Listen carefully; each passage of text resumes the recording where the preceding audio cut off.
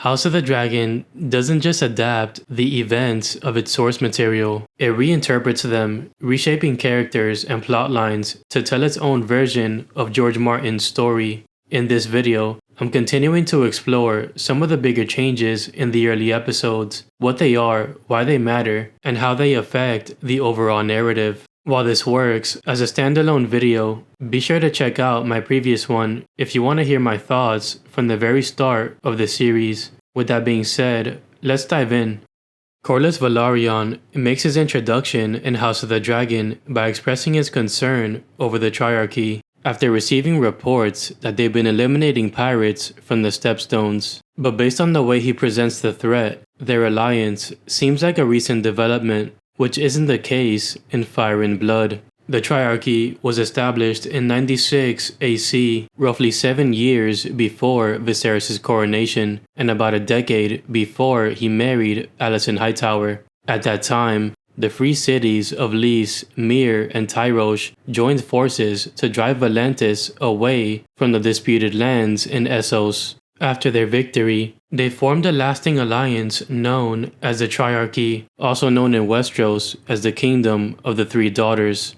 And just like they did in the show, the Triarchy would later shift their focus to the Stepstones, a chain of islands located east near Dorne, which they conquered under the command of the Crab Feeder. Their campaign was initially met with approval from the High Lords in Westeros. Order had replaced chaos, and they believed that paying their toll was a small price to pay to free themselves from piracy. But over time, the tax became increasingly expensive, and eventually, the Crab Feeder and his allies began to extort merchants and kidnap women and children from passing vessels, crimes that Westeros tolerated for nearly a decade until Corlys finally had enough.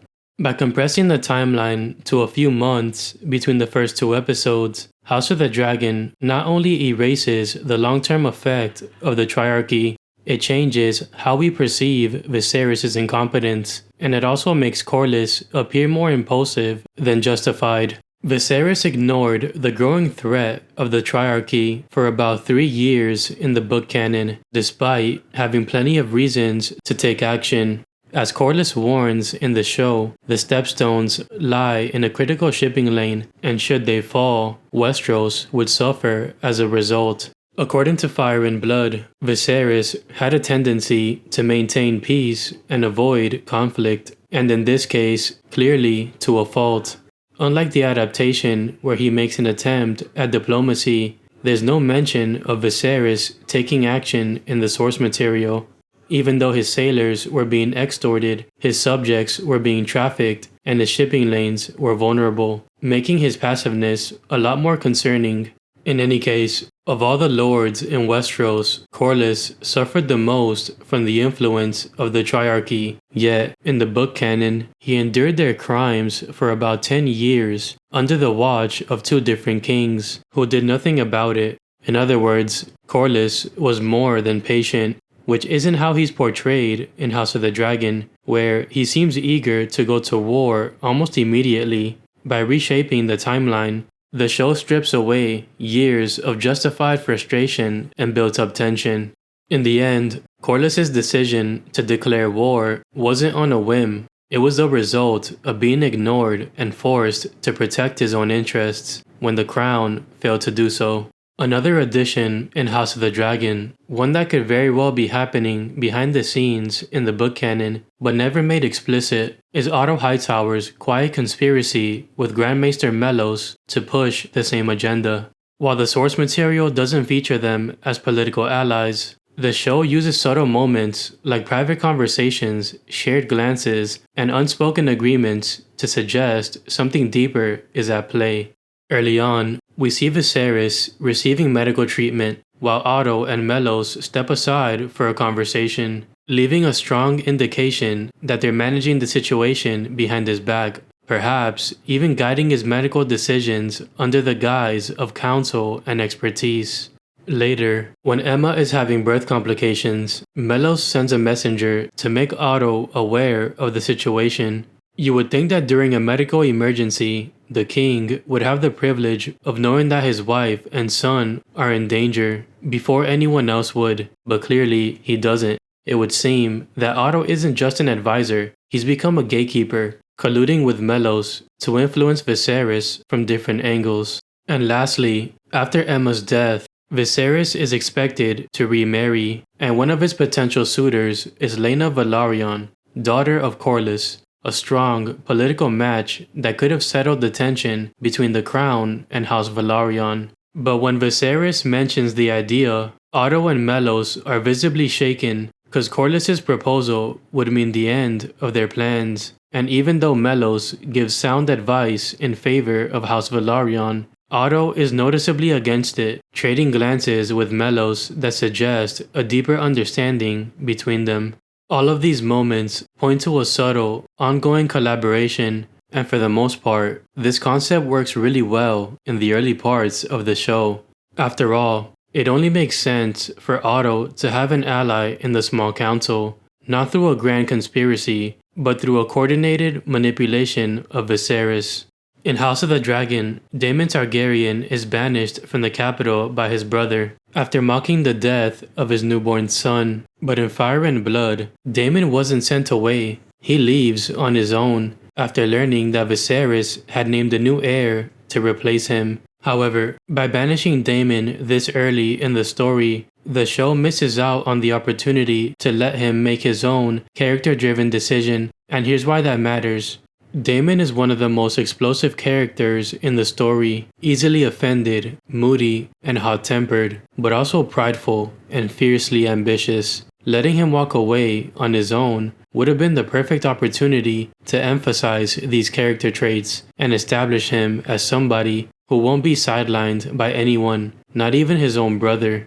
So when Viserys makes that decision for him in the adaptation, it changes the entire structure of Daemon's character arc, turning a prideful decision into a humiliating punishment. Which leads to my next point, Daemon stealing a dragon egg seemingly just to provoke Viserys. A dramatic gesture, but one that undercuts the full extent of Daemon's pride and ambition. In the book canon, Daemon also steals a dragon egg, but he does it with the intention of raising a dragon rider under the assumption that Mysaria is actually pregnant with his child. In that context, it's not just a cry for attention, it's an aggressive move without approval from the crown. In a way, it's like stealing a potential weapon of mass destruction out of spite, a personal rebellion that feels more dangerous, more deliberate, and far more reflective of Daemon's character.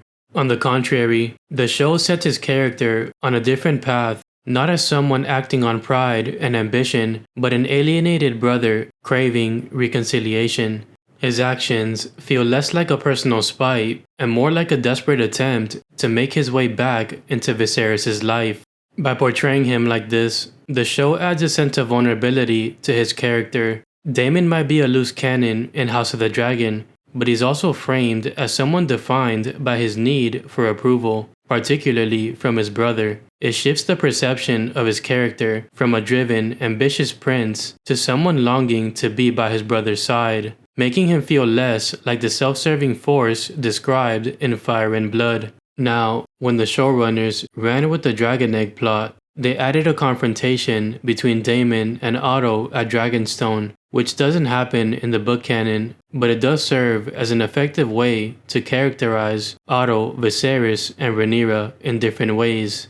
By the second episode, Otto Hightower is already established as Viserys' most trusted advisor, but his willingness to confront Daemon in person rather than letting Viserys go himself reveals the extent of his influence over the king.